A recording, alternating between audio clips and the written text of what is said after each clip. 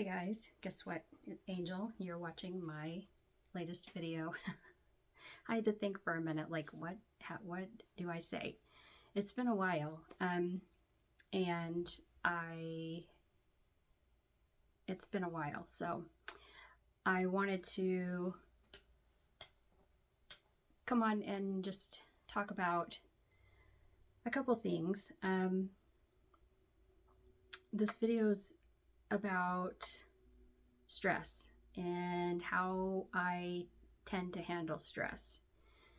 So I haven't posted a video in a while, and the last time I posted, I kind of talked about some medical issues that were going on, and I'm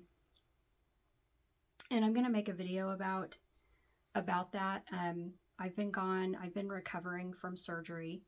It's been, they say 4 to 6 weeks recovery, but really for me, I'm going on, let's see, my surgery is on May 2nd, and it's now June 20 something.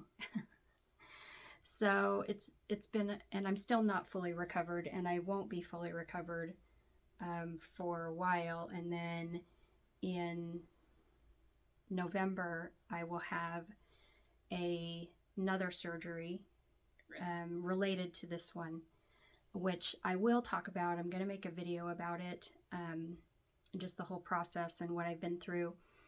It's a little triggering, so I'm okay, everything's good, but just the process of surgery and just the whole bit around it is, I'm still a little bit triggered by it. So but I will make a video. In fact, I'll probably record it after this, but I'm not going to post it for a while because I need to be comfortable with when I'm ready to get that information out.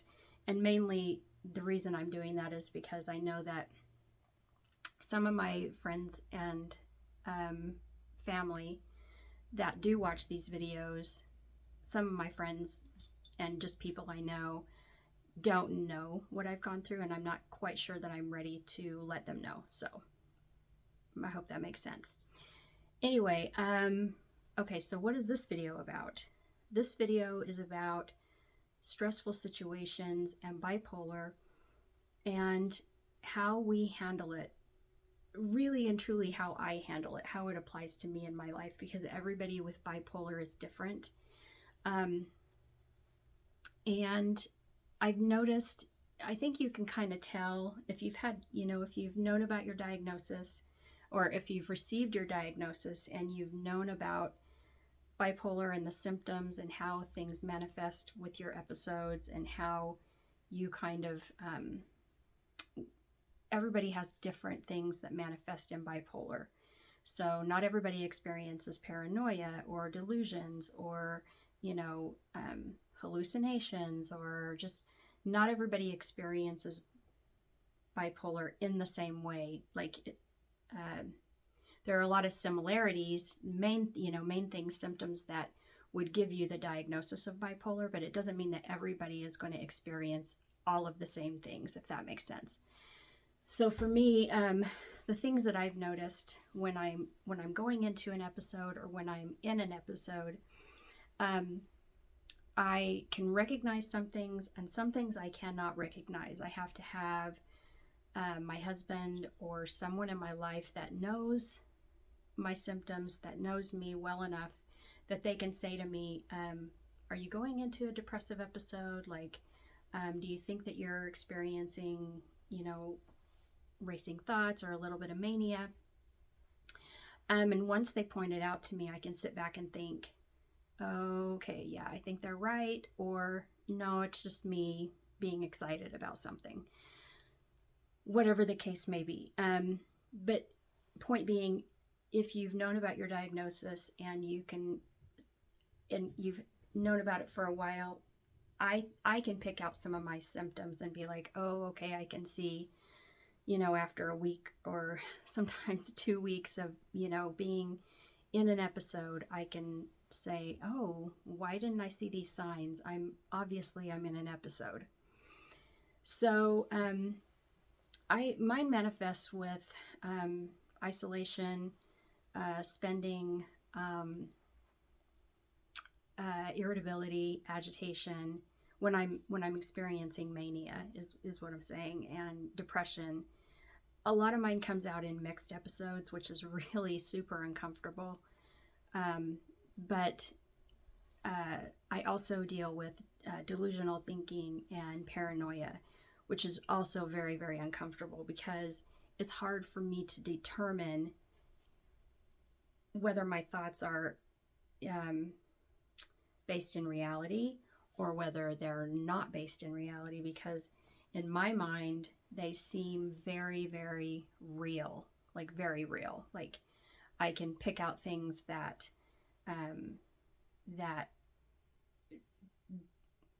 that I can say, oh, this is foundation as to why my thoughts are real. But other people, when they look at it, when I explain to them, like, this is what I think's going on, they, have their rational thoughts, and they can say, no, no, that's not real. That's helpful to me, to know that, because it gives me a gauge and a compass as to whether or not I need to call my psychiatrist or message him and reach out for guidance.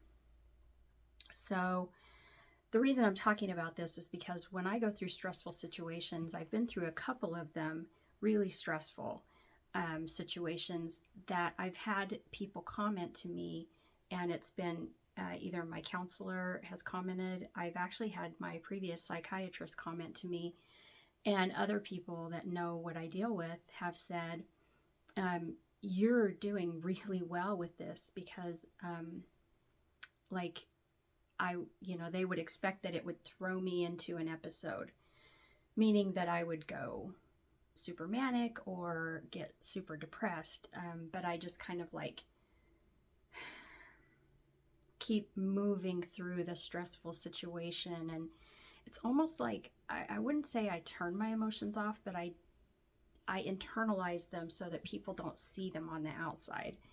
And I think I've done that since I was really little. I had a traumatic childhood, and I kind of internalized things and just tried to look as normal as possible to my friends and the outside world. And it's just a survival mechanism. And so what happens, hopefully I can explain this really well. When I go through a stressful situation, and I've been through a few of them recently, COVID was one. I was stuck in Utah. I came down with COVID. It was a really bad family situation when it happened. I ended up going to a hotel, isolating there, and I didn't have, I had lots of family that wanted to come and be with me and help me, and I would not allow it because obviously I didn't want anybody to get COVID. This was the first year of COVID, so it was the first variant, which was really a strong variant. It was really, you guys know COVID was really scary in the beginning. So I was all alone. I thought I was gonna die. I was freaking out. My anxiety was super high. And so I had family calling me all the time, which was very, very helpful. I had people to talk to. My psychiatrist was calling me and talking me through things. He was calling my husband, checking in with him, making sure that, everything was good. I had all these resources. And when I got back home, from, after I was allowed out of isolation, I got back home and talked to my psychiatrist, and he said, I'm really surprised how well you did in that situation. And I've thought about that a lot, because, my brain goes through this thing where I say, do I really have bipolar? The reality is, and I've said this in past videos, that yes, I do have bipolar. The reason that I think that I can hold it together, and the way that my episodes go, is because I'm medicated.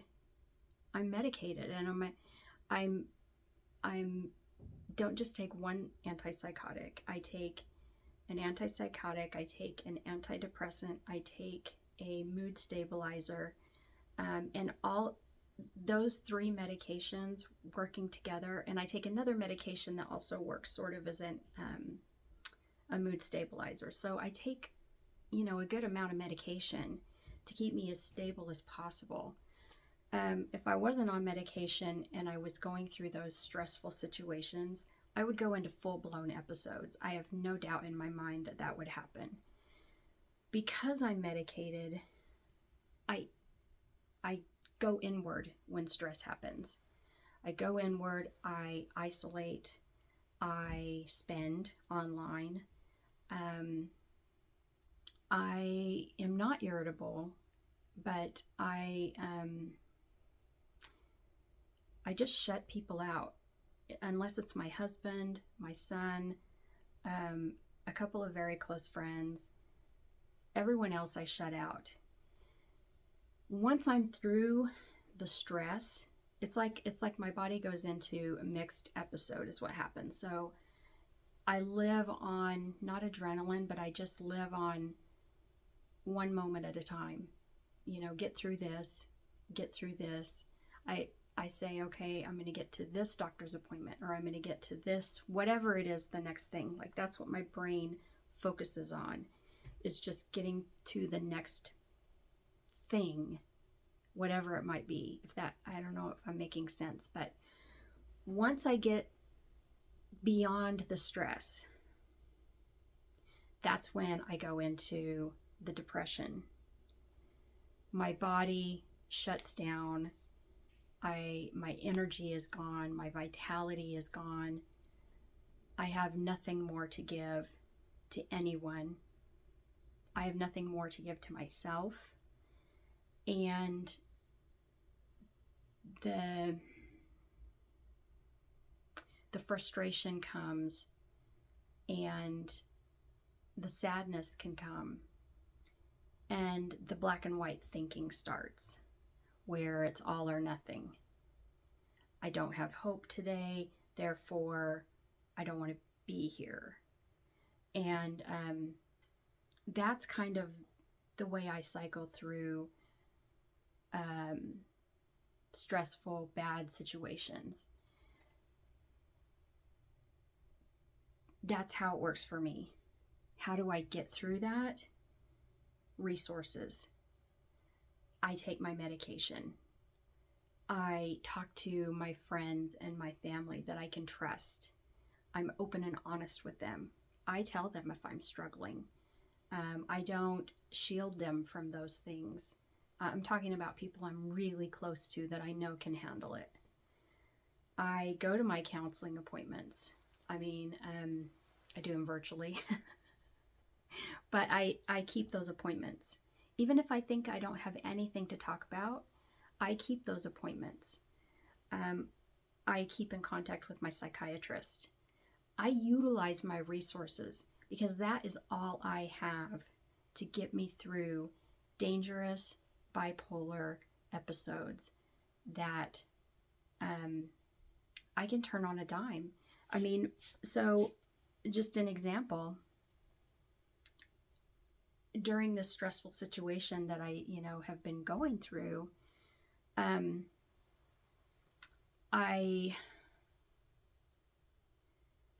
had a disagreement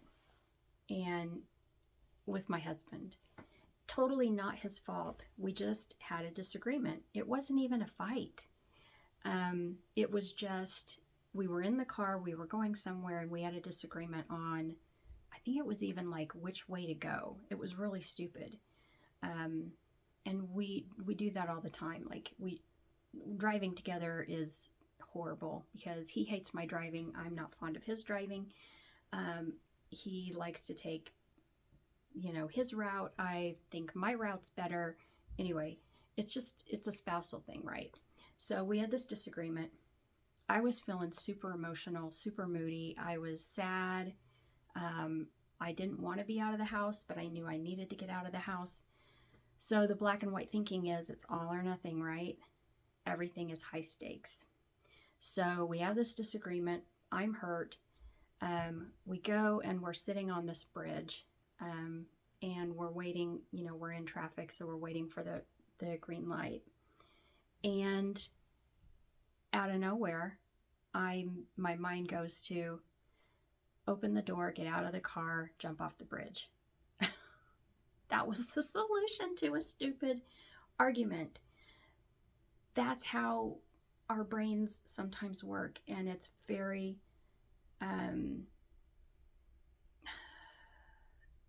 dangerous. It's very dangerous. So resources are super important. Safety plan. If you don't have one, you should get one. Talk to your psychiatrist. If you're not seeing a psychiatrist, talk to your counselor. They know what safety plans are as well.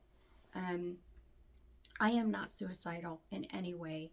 But I wanted to mention that just so that you know that black and white thinking is dangerous. And if you're having it, you need to be seeing someone. You need to talk to someone. It's very important. I feel like I'm trying to get information across to you. I'm hoping I'm not rambling. I could be rambling. But what I wanted to talk about was stressful situations, how bipolar can manifest, how it manifests in me. How it manifests in me may not be how it does in you. I'm not really giving advice. I'm just putting this out there so that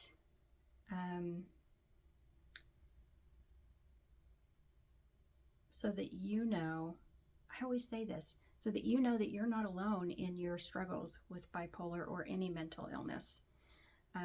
It's validating. And I think it's really important for people to feel validated, to know that that it's not, you know, for the longest time before I got my diagnosis, and even after I got my diagnosis and I would tell family members, I would get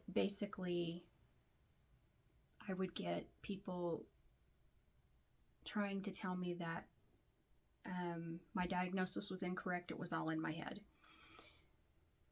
It's very dangerous for people to do that, but I know people do it all the time. I got many people that gave me self-help, natural healing books to read to get over my bipolar. Those things are also, I know they're well-meaning, but they are not helpful. So to have somebody talk to me and make me feel like to make me feel like I had valid thoughts and feelings, and that my illness was something that I could not control, was very, very helpful for me. So that's why I do these videos. That's why I do this. And I wish I got on here more often. It's the nature of the illness that I don't. And yeah, sorry. I don't script anything, so that's why it takes me a long time to say things and get to the point. But that's what I have for you. Hopefully it's helpful. Hopefully this finds you well. Like I said, I'll make another video dealing with the medical stuff and that update. I'm good. I'm healthy. I'm good. I just am, dealing with this stuff. So I will give you that update soon. So look for that. And with that, I hope you guys have a great day. I hope you have a great week. And until we talk again, bye.